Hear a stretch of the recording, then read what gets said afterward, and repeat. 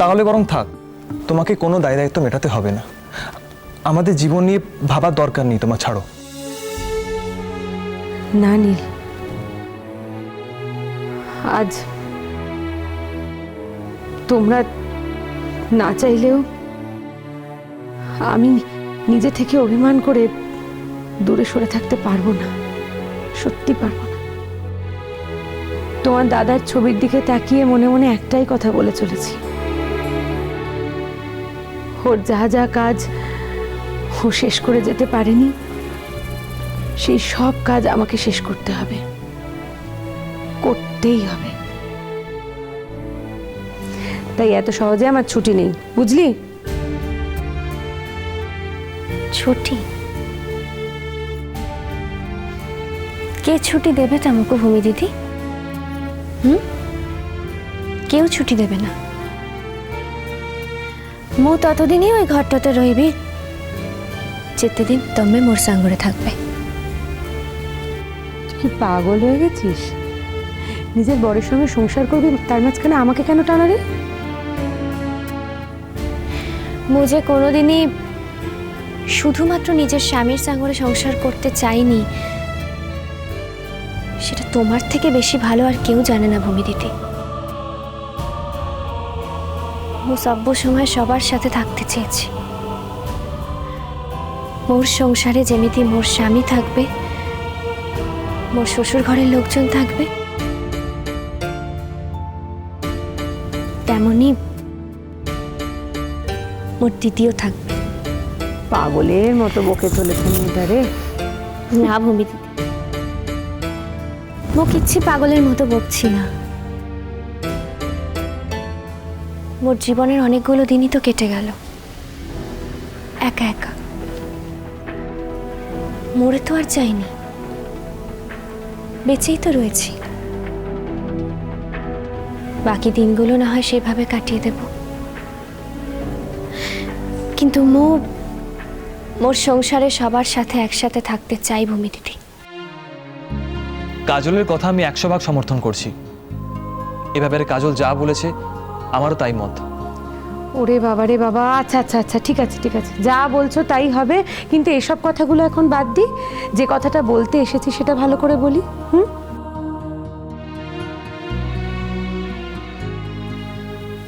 কাজল, একটা কথা বুঝিস না? তোরা ছাড়া ও রাজার কে আছে বলতো মা? আমরা কি চিরটাকাল বাঁচবো? ওকে তো তোদেরকেই দেখতে হবে। তোদের ভরসায় রেখেই তো আমি নিশ্চিন্তে মরতে পারবো। তোরাই তো সব। তোরা ছাড়াও তো আজ নিঃস্ব, সর্পহারা। ওর আর কি আছে বলতো আজ? বিনায়ক, আমার কি মনে হয় জানো, এই সবটা, এই পুরোটা আমার জন্য হয়েছে, আমার পাপে হয়েছে। আমি যদি ঠিক থাকতাম, মেয়েটাকে ঠিক ঠিক শিক্ষা দিতাম, ও আজ পর্যন্ত যা যা করেছে সেগুলো করতো না। তা তো নয়। আমি ওকে দিনের পর দিন শিখিয়েছি কি করে একটা খারাপ মানুষ হতে হয়, কি করে জীবনে মানুষকে সর্বহারা করে দিতে হবে। আমি আমার নিজের জ্বালা, নিজের পাপ আমার ভূমিকে সঞ্চারিত করেছি। আমি কোনো দিন নিজেকে ক্ষমা করতে পারবো না।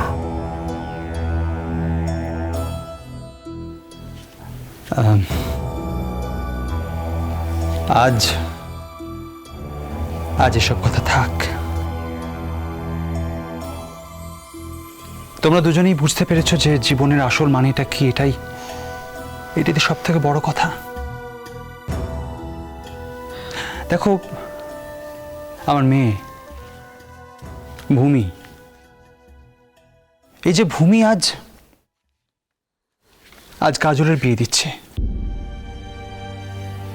নিজের হাতে কাজলের বিয়ে দিচ্ছে। এই বিয়ে দিতে গিয়ে ওর মুখে আমি যে আলো দেখতে পাচ্ছি, এটা আগে কখনো দেখিনি। এত কষ্টের মধ্যেও এই যে আলো, এটাই তো আবার নতুন করে আশার আলো দেখাচ্ছে আমায়। সৃষ্টি,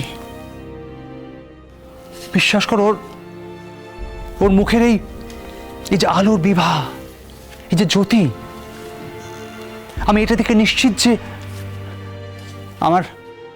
আমার ভূমিমার আর কোনো বিপদ নেই, আর কোনো ভয় নেই ওর। বাপি, মা, সেদিন সকাল সকাল যাবে তো তোমরা? যাব না মানে? আমার কাজল এত বছর পরে তার প্রাপ্য পাচ্ছে। অনেকদিন আগেই যাওয়ার পাওয়া উচিত ছিল, আর সেই পাওয়ার দিন আমি পাশে গিয়ে দাঁড়াবো না, তাই কখনো হয়? তাছাড়া আমাদের মেয়ে নিজে হাতে কাজল আর নীলের বিয়ের ব্যবস্থা করছে, জীবনটাকে গুছিয়ে দিচ্ছে। এই পরম দুর্লভ দৃশ্যের সাক্ষী হতে যাব না আমরা?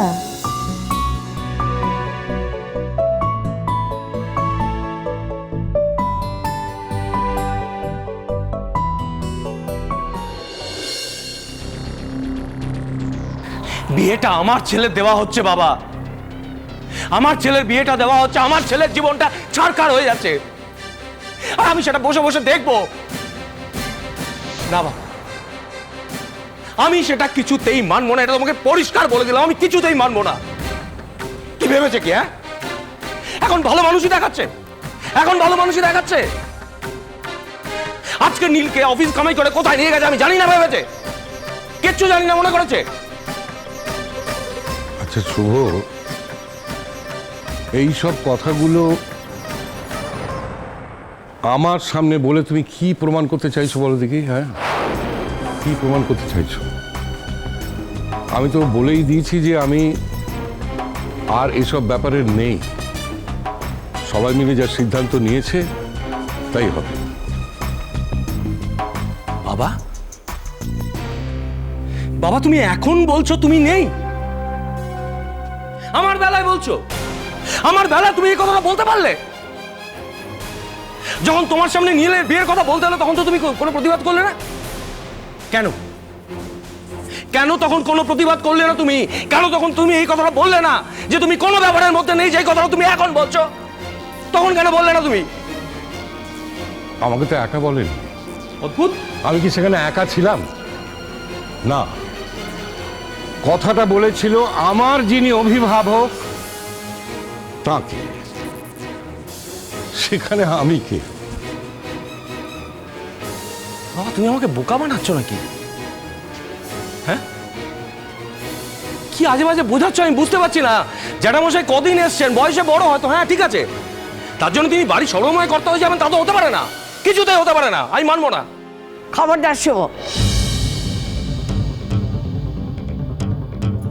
এতক্ষণ নিজের ছেলেকে নিয়ে খুব তরপাচ্ছিলে, একটা কথা আমি বলিনি, কিন্তু এখন যদি সে বয়স্ক মানুষটাকে টেনে আনো আমি কিন্তু তোমাকে ছেড়ে দেবো না। শোনা যদি কথা হচ্ছে আমার ছেলের ব্যাপার নিয়ে। তখন থেকে ঘ্যান ঘ্যান করছো কেন? তোমার ছেলেকে দুধের শিশু যে বিয়েতে তুমি বাধা দিতে গেছো? তোমার বাধা তারা মানবে কেন? তুমি বাধা দেওয়ার কে? এমন একটা ভাব দেখাচ্ছ যে ভূমি বিয়ে না দিলে তোমার ছেলে কাজলকে বিয়ে করতে চাইতো না। না করতে পারতো না, পারতো না শোনা চিঠি, কাজলকে কোনো দিনই ও বিয়ে করতে পারতো না। বাবা বাবা আমি আরশিকে ঘরে এনে নীলের মনটা আস্তে আস্তে বদলে দেওয়ার চেষ্টা করছিলাম, তোমরা তো সবাই দেখেছো ওরা কি সুন্দর সুখে শান্তিতে সংসার শুরু করেছিল। বলো বাবা তোমরা নিজেরা ভুল মেজো ঠাকুরপো। বাজে জন্মপথ